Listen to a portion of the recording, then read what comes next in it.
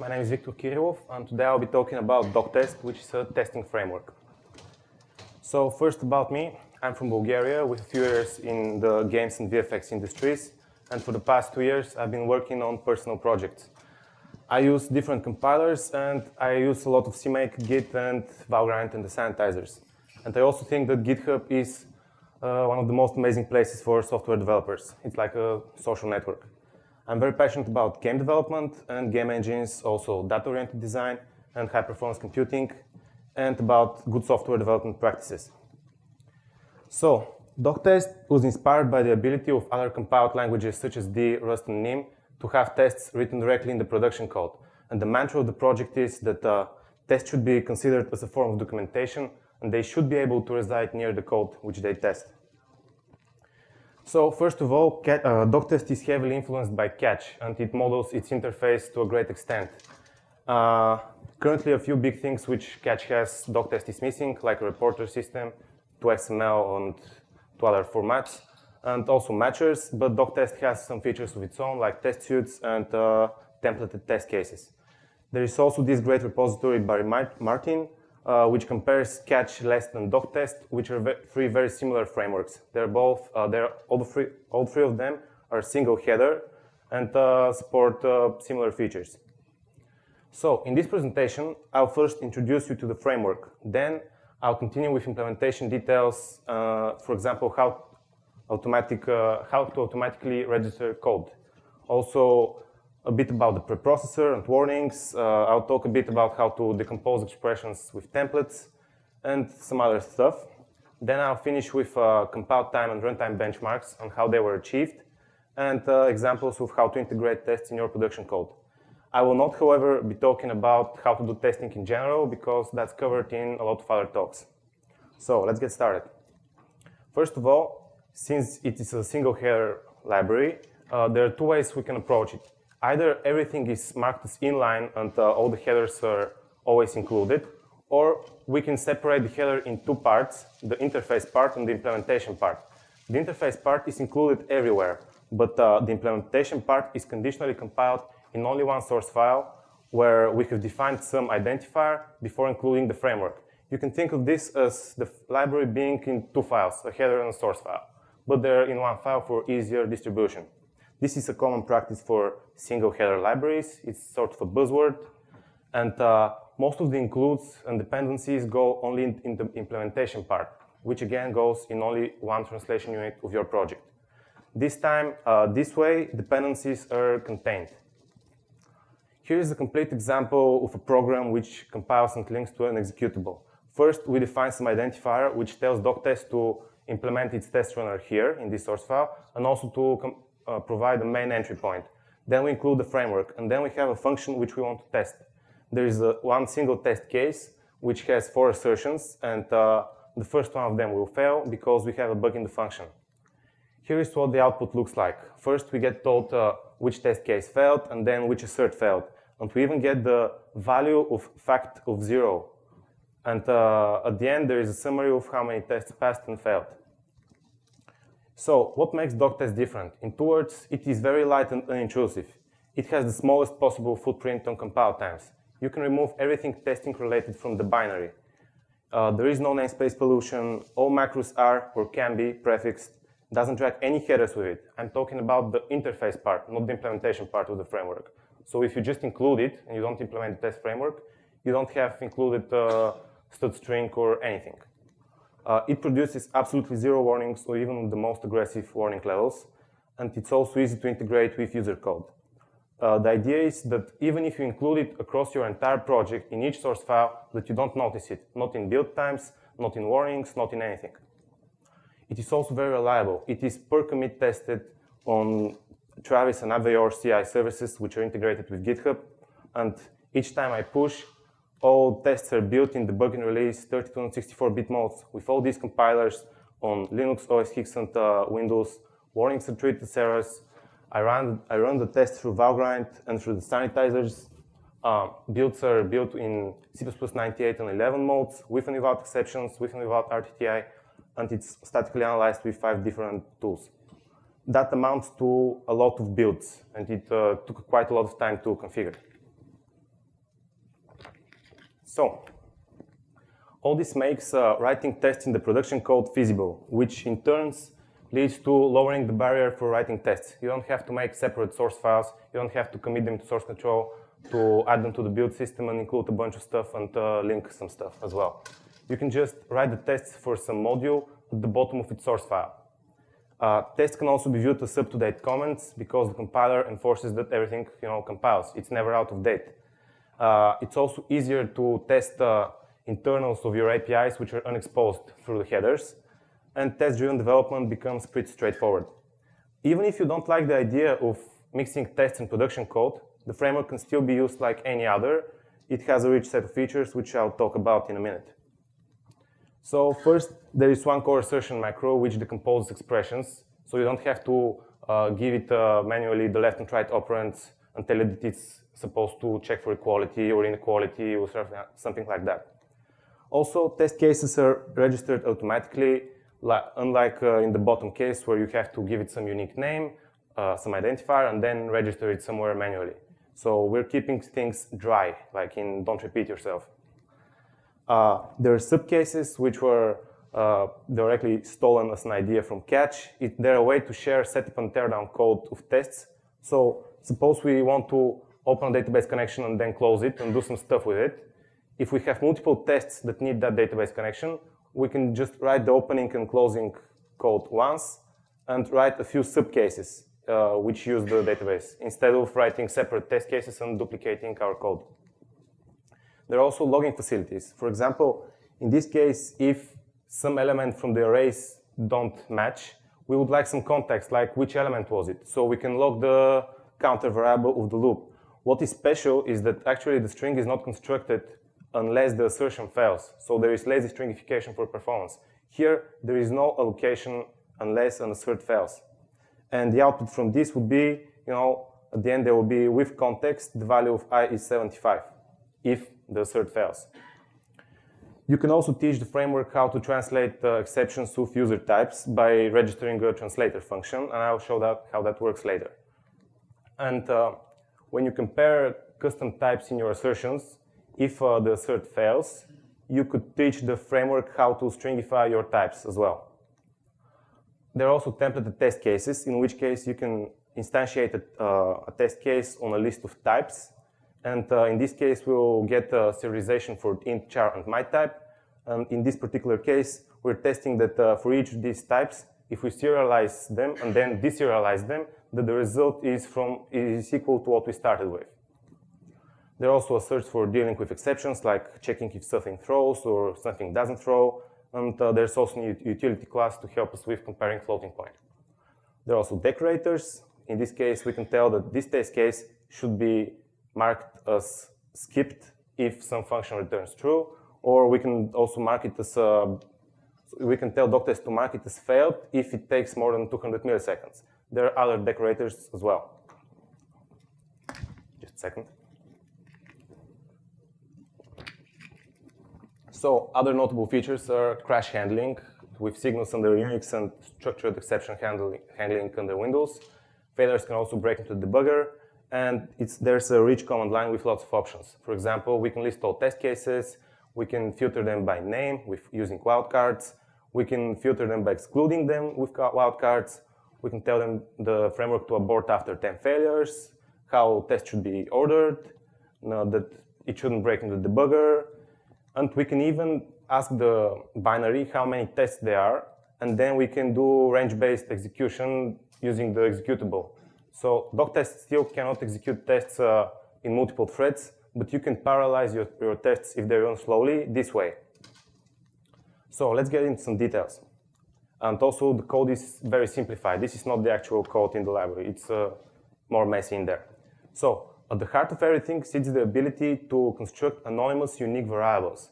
For this, we're using the anonymous macro, which concatenates a literal with the result of counter. Counter is an identifier which is not standardized, but it's practically supported by all major compilers for the past 10 or something years. And each time you use it in a source file, you get a bigger integer. It always starts from 0. So in this case, when we use anonymous with anon var two times, we might get anon var 5 and anon var 6. So let's see how the automatic test registration looks like. This test case expands to the following after the preprocessor. First, we have a forward declaration of the void test function. After that, there is a global dummy integer to which we assign the result of rec test. That way, we force some code to be executed before we enter the main function of the program, because all globals are initialized. And to the call of rec test, we pass the name of the function and the relevant information, like where it was written, what's the name of the test case, and we also call get from TS, which is a way to get the current test suite. I'll talk about that later. And after that follows the definition of the test case. So here I'm using static for the function and for the dummy integer, because as I said in the previous slide, counter always starts from 0 for each translation unit. So if these weren't static, I might get linker errors when I write tests in multiple source files. So when we call rec test, we need to insert this test case in some registry. But where does that test case registry live? If we just make it as a global variable where the test runner is implemented, we don't have any guarantees that it's already initialized. So in C++, there's this thing called static initialization order fiasco. And in one translation unit, you have guaranteed by the standard that all globals are initialized from top to bottom. But between separate translation units, there are no guarantees. So we need to make sure that the test case registry is initialized the first time a test case gets inserted. So for that, we're using a getter function in which it is defined as a local static variable. And then we return it by reference. So the first time this getter is called, we actually create the registry, and it lives until the program ends. So in rec test, we construct a test case, and we put it in the registry, and then we return 0 to initialize the global dummy integer, which forced rec test to be called in the first place before we enter main.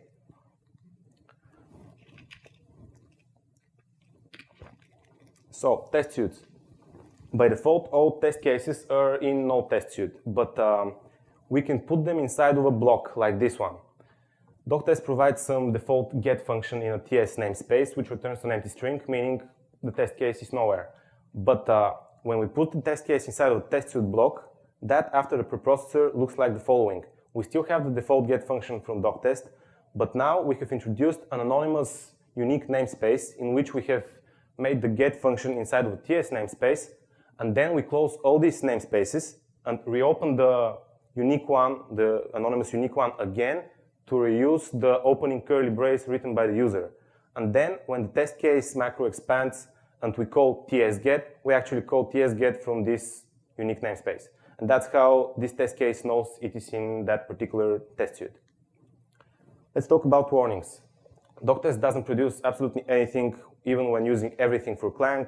Level 4 on Visual Studio, all is a bit too noisy. And also all on extra for GCC, and over 37 other flags which are not covered by all and extra. These are the other flags, which are pretty hard to track down, but there is a trick to see which warnings are left enabled or disabled after you have passed all, for example. And the line at the bottom is exactly that. These slides will be available later on the internet, so you can copy this line later. So the Doctest header originally produced some warnings, like some internal structure is padded. And that's not a bad warning, it's a diagnostic message. And I still wanted to silence these from the header. So each decent compiler nowadays supports a diagnostic stack to which you can push, say that you ignore something, and then pop at the end.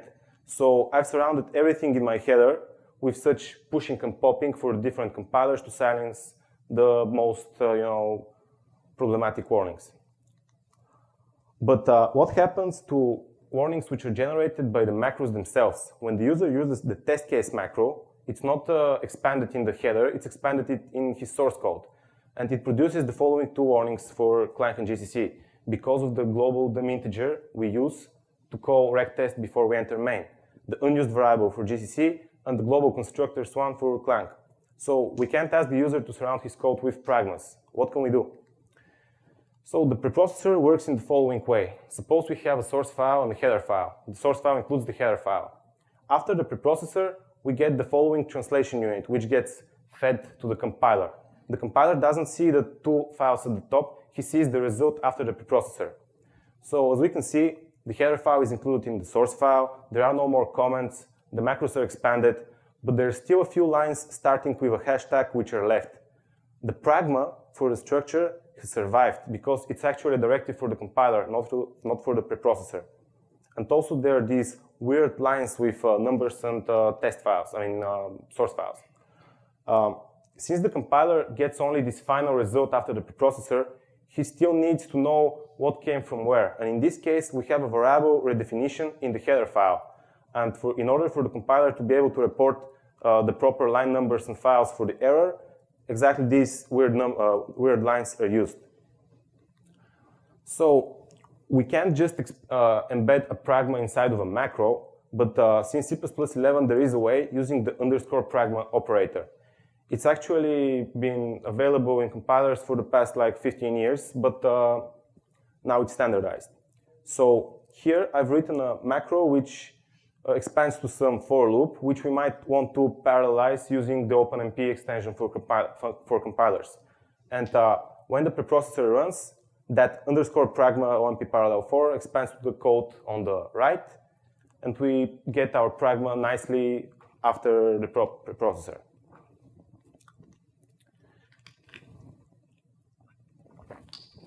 So here is how we silence the dreaded global constructors warning for Clang. We surround inside of our multi-line macro the dummy integer with such pushing to the stack, ignoring, and then popping from the stack.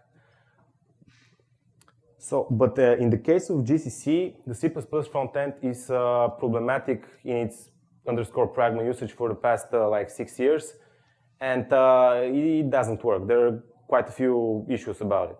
So I've been lucky that I could silence the warning by using an attribute unused to mark the dummy global integer as being, unused for anything else except for calling correcttest. So let's talk about subcases. In this case, we see that setup is printed 3 times. That means it's at the top of the test case. That means that the test case has been re-entered 3 times. And we also see that there are a bunch of nested subcases. So they resemble something like a tree. And they're 3 leaf nodes, if we can call them like that. So the execution of test cases with subcases resembles something like a DFS traversal.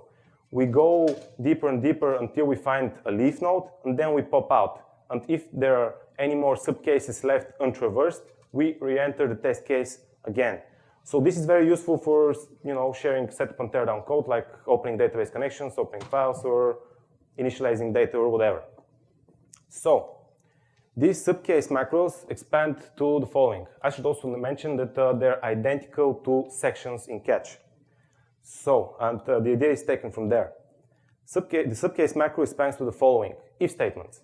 And in these if statements, I construct temporary objects of type subcase, which I give the information like where the subcase is defined. And then I assign this temporary object to a constant reference to extend its lifetime until we have left the entire if statement and the then block, if we enter the then block. In the constructor of the subcase class, based on the information we have given it, it uses global state from the test runner to determine if we should enter this subcase, if it has already been seen, and etc. And it sets a boolean inside of the subcase class. So when the operator bool is called on this temporary subcase object, it returns either true or false. So we either enter the if statement or we don't. I mean the then block of the if statement. Also, as we can see, subcases are lazily discovered. They're not like test cases, which are registered before we enter main. Subcases are discovered on the go, and we don't know how many subcases there are within a test case unless we enter it.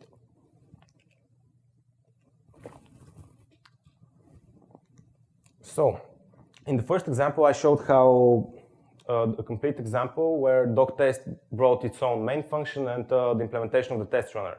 But if we're writing tests in our production code, we already have a main function. In that case, we should tell Doctest only to bring its test runner, but not the main function. And to call it, we need to make a context, then probably set some default options. Then we can parse the command line. We can even override some options. and then we call run on the context. So when we mix tests with production code, there are three scenarios we should support. We either want to run only the tests, only our program, or both. So if we have passed the exit flag to this executable, after we have called run on the context, when we ask it if we should exit, it returns true, so we shouldn't continue with our program. If we have passed the no run option, in that case, when we call run on the context, no test will be run, and when we call should exit, it will tell us false, and we continue with our program. By default, all the test cases will be run, and then we'll continue with our program. If your unit tests execute very fast, like for half a second, it's very convenient that each time you start up your program, you run also the tests. It's nice to see that green light flash. But if you write your tests in your production code, you might want to remove them out of the binary when you ship it to customers. And in that case, you can use the disable identifier globally. And then all test cases are turned into uninstantiated templates. So even in debug builds, the test cases are never instantiated and they're not present in the final binary.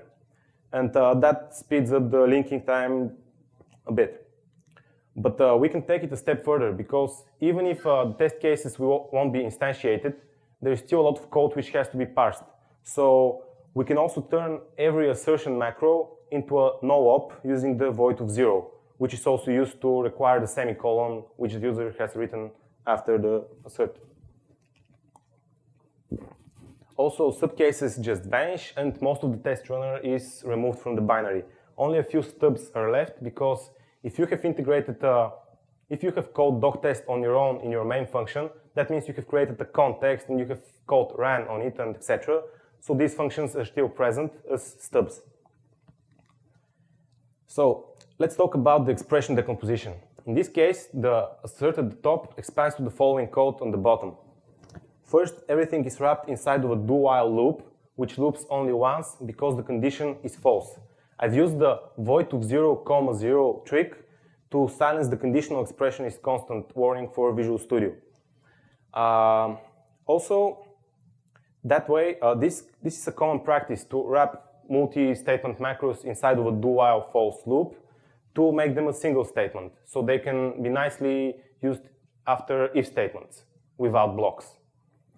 So here, first inside of the do-while loop, we construct a result builder object, and we initialize it with like where the assert was written for information we will use later. And then inside of a try block, we'll evaluate the expression. If anything happens, we'll catch the exception, we'll translate it, as I'll show later. And then if the assert has failed, either because the assert, these things are not equal or something through, we break into the debugger right here. So how does the expression decomposition work? We construct an expression decomposer object which has the left shift operator overloaded for it. And since in C++ this operator has higher precedence over the comparison operators, actually the left operand of the comparison is swallowed by the expression decomposer left shift operator. And that operator then returns a different type, which is the type left operand, which holds the left operand. And it has overloaded operators for comparisons. And that way then it captures the right operand, in this case B, and it does the actual comparison. And that returns a result, which is set to the result builder if nothing throws. So here's the expression decomposer class. It's just one method which is templated to capture the left operand. And it returns, as I said, an object of a different type, of type left operand. And that left operand type is shown below. It holds a reference to the left operand, and it has the comparison operators overloaded for it, and they're also templated. So when we get the right operand as well in our comparison operator, we construct a result object. That's where we do the actual comparison, and we also call stringify on the left and right sides of the comparison. So the result object is just a boolean with the result, and also a string decomposition of the expression if anything fails. And the stringify function we called on the left and right operands just calls to string on the left and right operands. And there is a way to teach the framework how to stringify your types, but by default you get a question mark if the framework doesn't recognize your types. So, if we use a function which throws an exception inside of an assert, the framework can be taught how to translate that exception. And that happens in the catch clause, and we call the exception occurred method of the result builder. So how does that work? First, we have an iTranslator interface, which has a single virtual function called translate. It returns a bool, and it also returns the result of the stringification through a reference string. You could return a pair of a Boolean string. That doesn't matter. And then we have a translator class, which is templated, and it inherits from the iTranslator interface. In its constructor, we accept a function pointer to a translator function for a specific type, which is the type we will be templated on. And we have also overridden the translate function. And in there, inside of a try statement, try block, we rethrow the current active exception. And then we try to catch it with the type the translator class is currently instantiated for. And if we succeed in catching it by that specific type, then we use this function pointer we have been constructed with. We translate the exception and we return true. Otherwise, we return false. So the user may register a translator like this using the regtranslator macro. And like a normal function call, a normal function definition, he says what type of exceptions it will be translating. And this expands after the preprocessor to the following. Again, like registering test cases, we first make a forward declaration of the function which the user has defined. Then we make a global dummy integer, again, to which we assign the result of regtest, regtranslator, and to it we pass the name of the translator function. And after that follows the body the user has written. So the regtranslator function is also templated, so it can capture the type this translator is written for. And inside of it, it creates a translator type as a static local variable, which means that it will be alive until the program ends. And this translator type is the one from the previous slide. And here we instantiate it for the current type of exception. And we give it this function pointer, which is the translator the user has written. And now we can pass to the test runner a pointer to this local translator object, which will be alive until the program ends. We can pass the pointer to it to the test runner because it shares a common interface, the iTranslator interface. So the test runner will not know about your specific types, but it will know that it will have a list of pointers on iTranslator objects. So when the exception occurred method of the result builder is called, we call the translate function, which first iterates through all registered translators and tries to translate the current exception. And if all that fails, it continues with default translation, which again rethrows the current active exception inside of a try block and tries to catch it as a stud exception, as a stud string, or a const char, and if all these fail, it returns the default message unknown exception. So let's talk about compile times. They're like the Achilles heel of C++. This is a benchmark comparing how much it costs when you include the doctest header and the catch header in an empty, totally empty source file. Doctest is always around 20 milliseconds, where catch is almost half a second. The reason for that is that Doctest doesn't include absolutely anything in its forward declaration part, the interface part. So after the preprocessor, it's only 1,200 lines of code, specifically for Visual Studio. And catch is around 40,000 lines of code. This is because I said that before. Here, I don't want to bash catch because it's an amazing project, and actually Doctest wouldn't exist without it. I've been piggybacking on a lot of the features and ideas from catch, and also catch is still much in development, and they're incorporating very many of the ideas I introduced in Doctest. Also, boost test also has a single header form, but it is madness. I mean, it's like 10 or 20 times slower to compile than catch. I mean, nobody uses it, I think, in its single header form. So I need some types from the stud namespace in my interface, but I don't want to include anything. For example, for stud.stream, there is the iOS FWD header, but in its case, in the case for Visual Studio, when I include that header, after the preprocessor, without comments and macros, I'm left with 9,000 lines of code. And that's like 8 times more than my interface entirely. So I don't want to include that header. So I just forward declared stud.stream myself. That's against the standard, but it practically works everywhere and on all those compilers I'm testing, like from GCC 4.4 to 7, all Clanks and all Visual Studios. And even if something goes wrong, there is a configure option to actually use this header, which for other compilers is actually much smaller. Like for Clank, it's 500 lines of code, not 9,000. And also there are other libraries which forward declare stuff from the stud namespace. For example, BoostDI does the same. It includes absolutely nothing. So let's talk about the cost when you include the header and you also implement the framework. Again, Doctest is faster to compile than Catch, but I don't consider this important because this is done in only one source file. You instantiate the test runner and you compile it only once, and in all of the other source files you have in your project, you use the interface, not the test. You don't compile the test runner everywhere. And also, as features are added to Doctest, it will also get slower in its test runner. That's inevitable. And also, something else we can see is that compilers differ very much between each other, and also the bug versus release is wildly different in compile times, and that's quite interesting. So let's talk about the compile time of the asserts, because how much it costs to just include the header is only one part of the story. Doctest supports the normal expression decomposing form of its asserts, which you don't have to explicitly say the left and right operands with a comma. But for performance freaks, there are also other macros. For example, there are binary ones, which skip the template machinery to decompose the expression. You give it explicitly what's on the left and on the right.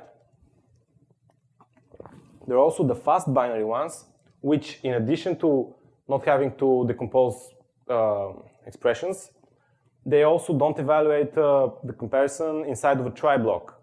And if we define the super fast asserts identifier, then they become even faster, and I'll show what that means a bit later. Catch has the expression decomposing asserts, and it also has a fast compile option, which also removes some of the functionality of the asserts, like in my case. It removes the try blocks, and it's also a bit like the super fast asserts, which I'll talk about later. So in the benchmarks I'm about to show, I compiled 500 test cases with 100 asserts in each of them, and that amounts to a total of 50,000 asserts. So here are the results. Oddly enough, GCC is quite slow in release, both on Windows and on Linux. There are very much differences between compilers. The two red lines are for the two forms of the asserts for Catch, and the other 4 bars, which are the blue ones and the green and brown one, are for Doctest. And as we can see, you can get crazy performance with the fastest form of the asserts for Doctest. I mean, you can get 50,000 asserts to compile for like less than 10 seconds. So this is what the normal assert, which decomposes expressions, looked like in the first version of the library. And it was terrible cold bloat. Then my asserts were a lot slower to compile than those of Catch. And that's because a lot of stuff ended up generated after the macro, which didn't have to be there. And in Doctest 1.1, the same assert looks like the snippet at the top, just the bare minimum. The do-while loop, the result builder object, the try-catch statements, and an if statement to check if we should break into the debugger exactly there. The fast binary asserts, again, are even less code, and that's why they compile faster. And they're, again, inside of a do-while loop, because we have two things we have to do. We have to call the assert function, and we have to do an if statement if we should break into the debugger. And when we define the super fast asserts identifier, those same fast binary asserts become a single function call. And the only downside is that when the assert fails, we don't break into the debugger at this exact point in the source code, but one level deeper in the call stack, which means in the fast binary assert function. And we just have to go one level up in the code stack to see where we are actually in the source code. And in my opinion, that's a pretty good price to pay for the compile times you get if an assert expands to a single function call. So very much depending on the compiler and the configuration, those 50,000 asserts, the normal ones which decompose expressions, may compile for 20 or more than 200 seconds, which is roughly around 50% faster than catch. And the fast versions of Doctest, the fastest, maximum possibly fastest ones, compile for between 3 and 16 seconds, again depending on the compiler. And that's pretty good for 50,000 asserts. And to achieve these results, a lot of functions were marked as explicitly not to be inlined. Many constructors, destructors, the fast binary assert function itself, yeah, many things were marked no inline. But this doesn't have a big impact on runtime performance, which is the next topic. And these benchmarks were done 2 weeks ago with almost the latest versions of the frameworks. And you can also check out this link, how they were done. So here we see a loop which loops 10 million times, and it compares an integer to itself. Pretty stupid, but it can't get optimized away because there might be side effects. And it's not optimized away. So one interesting thing to see is that Visual Studio in debug takes a lot of time to compile. But on all other cases, both frameworks are pretty fast. And both frameworks have made significant progress in their runtime performance in the last 5 to 6 months. Actually, first Catch started doing that, and I saw that they're doing that, and I got the idea to do the same, because some users were reporting that their unit tests ran for like 10 minutes, which is crazy. I mean, I don't know how many asserts they have, but maybe it's a problem for them. So, the latest version of Doctest is more than 30 times faster than its previous version. But here I'm talking only about the common case where no assert fails. And that's the common case, right? If you have 10 million thousand asserts and only 5,000 of them fail, you should optimize for the ones which don't fail. The biggest gains I got were by not constructing strings if the asserts don't fail. So I reordered a bit my logic around the asserts. The second biggest thing for gains was, since I don't include stud string in the interface of Doctest, but I still needed some string class, and I implemented my own. And for it, I implemented the small string optimization based on the ideas in Nicholas Ormrod's Strange Details of Stud String at Facebook talk from last year's CppCon. It's a great talk, very insightful. I highly recommend it. So these two were practically the reasons Doctest became 30 times faster compared to its older versions. Move semantics don't play any role in the common case when nothing fails, because there are no allocations, and move semantics are helpful when there are deep copies, and when nothing is allocated, you don't have deep copies because everything is on the stack. And one other minor performance gain was by not using any local statics on the hot path when asserts don't fail. So if you have been convinced that it's practical to include this framework in your production code and just mix production code and tests, you have several options. If you're writing an end product for users, not for developers, you can just mix the code and tests, and then when you finally make the final build, you can define a disable identifier, and there are no tests in the binary anymore. And you can also not remove the tests, but disable them by default by setting the no-run option to true. And that way, the user will still have the tests in his binary. And for example, if there is a problem like something you can't reproduce it on your side, but only the user is experiencing it, you might ship him a binary with tests, and he can run them on his platform to see if anything fails there. And also, this won't impact any runtime performance, dragging these tests along with the binary, because they're code. Yeah. Especially if you use profile guided optimizations, they won't be any near the hot path of your application. So if you're developing software which is not for end customers, but for developers, and if you're writing header-only libraries, you might put your tests at the bottom of your library, surrounded by some if-def you have written. And so your users might just include the header and use the functionality, or they might define that identifier before including it, so they get the test as well. And they can even use a version of Doctest of their own if they have included it before your header.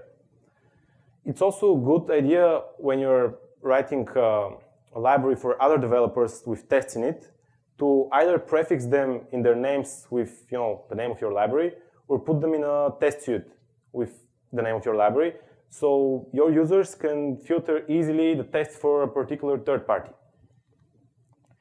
In the case of compiled binaries, let's talk about firstly about shared objects and DLLs.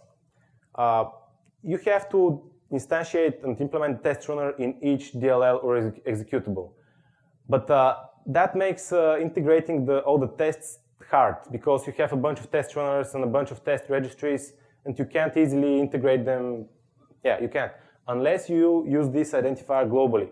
Using it, you can define the test runner and implement it in only a single binary. It can export all the symbols, and all other binaries can link to it, so only a single test registry lives in your application. So that's about shared objects and DLLs. In the case of static libraries, there are issues with self-registering test cases. And these issues are common to all testing libraries and benchmarking frameworks which register code automatically. There are ways to combat that, and you can read more about it in the FAQ of the documentation. Here is how I use Doctest. I have a proxy header, which includes the actual header of the framework. I first remove the short versions of the macros, and also then say that I want the maximum, possibly fastest versions of the fast binary asserts. And then I define the asserts in the way I would like to use them. And then I just include this proxy header and write my tests along my production code. Most of the effort in making the framework went into, firstly, familiarizing myself into testing and other testing frameworks. Also, not making sure that nothing is dragged in the public interface of the library, that no header is included there. Also, the 300 plus different CI builds, they might be even 400, they took like literally at least 3 or 4 weeks of compacted time and just waiting for 3 hours to see if something fails, or if GCC 4.7 tells you that something got inlined, which is not a warning, it's a diagnostic, but it's only for GCC 4.7, etc.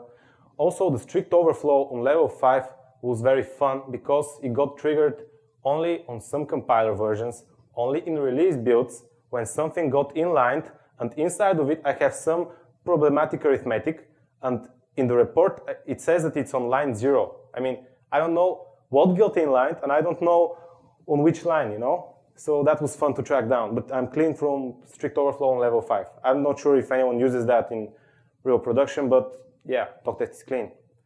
I also found my first unique bug in GCC in its integration of the sanitizers, and there were also quite a bit interesting toolchain problems. Even now I have a few builds marked as allowed failures on Travis because the sanitizers for GCC 4.8 and under OS X from Homebrew, they don't work. So what lies ahead? There should be a reporter system, because currently Doctest only reports in the console what passed and what failed, and returns either 1 or 0 as an exit code. There should be XUnit, JUnit, etc. style of XML output. It should be cool if tests can execute in separate processes, especially under Linux. That's not just to combat crashes, but also to isolate tests if they use global state. Death tests, which is an idea taken from Google Test. Generators for data-driven testing, matchers, more command line options. A big one is integration into IDEs, because currently Doctest doesn't have adapters for Visual Studio or Xcode or CLine or anything like that. And another big feature which is coming sometime is thread-safe assertions, where you could have not having multiple test cases running in parallel, but if you instantiate a number of threads within a single test case, and if you want to call assertions from the multiple threads, that should be possible in the future. And there is a huge roadmap, like with more than 200 ideas, or no, 100 ideas of what to add to the framework. But these are the biggest ones. So the initial concept got into my head like 3 years ago, and when I quit my job 2 years ago, I started the accelerated development of the framework. Those are the 3 major versions, where the first one was with a focus on the compile time of the header, then the compile time of the asserts, and the last one was with features and runtime performances. It's a bit late to the party because all the major testing frameworks have already been written and lots of projects are using them. But I believe that these results wouldn't have been possible without starting from scratch, especially the lightness of the header. I mean, not including anything in the public part of the header is, you have to do that from the ground up. And a modest goal for Doctest is to make it the de facto standard for unit testing in C++, almost like a language feature. The idea is that you can just include it and not notice it, and write tests if you want to, because it's so light and you don't see it. So this was it. You can check out the slides, the project, my personal site, GitHub, Twitter, and etc. Thank you. And if there are any questions, I'll be very happy to receive them. And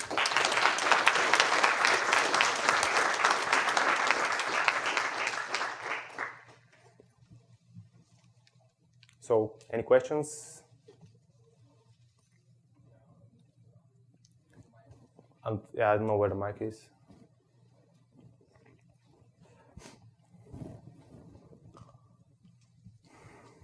Okay, first of all, thank you for the demonstration. It's not working, right? Okay, I was using Catch. It seems that you did kill Catch right now. What? Yeah, I was using Catch on my project.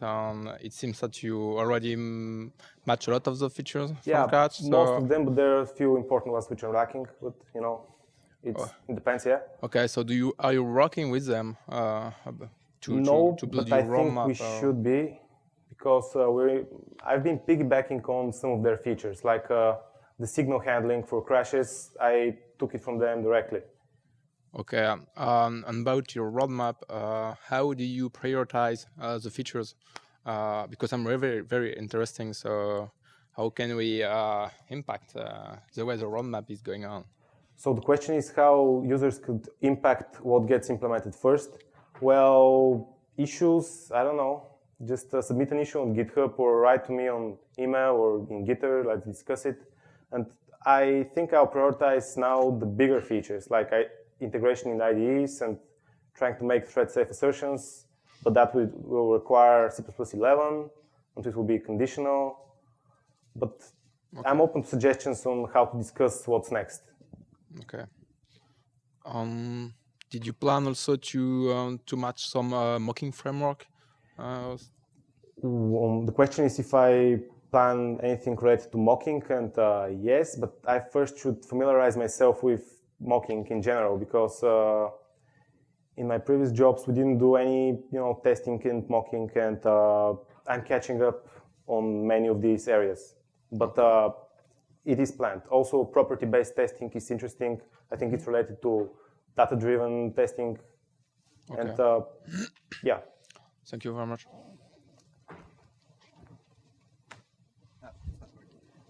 Is it possible to register tests not in static initialization, but after main is executed? Yes, but it's not exposed. But it is possible. Mm-hmm. The question was if you could not, if we could skip the automatic registration of tests, right? Mm-hmm. Yeah, it can be, but it's not yet. It doesn't have a public API yet. And second question: do you have any special considerations for storing tests in libraries that are dynamically loaded? Yeah, well, the question is if tests can be stored in dynamically loaded libraries. Well, yes.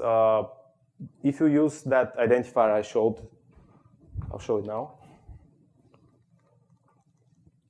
This identifier, when you build all of your binaries and separate shared objects, only one of the binaries will export the test runner, and all of the rest of the binaries will have to link to it to share the same test runner. Is this your question?